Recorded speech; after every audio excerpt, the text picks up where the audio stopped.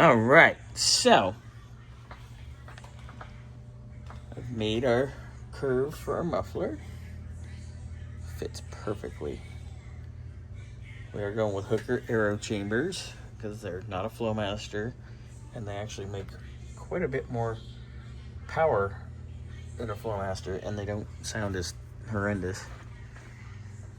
Because, you know, you basically sound like every landscaper in town if you have a Flowmaster. So I just need to finish welding right here, and then we are done on the driver's side all the way to the back of the floor pan. And then I get to figure out, once the other muffler's in, I'm gonna figure out how I'm gonna do my duals out the back.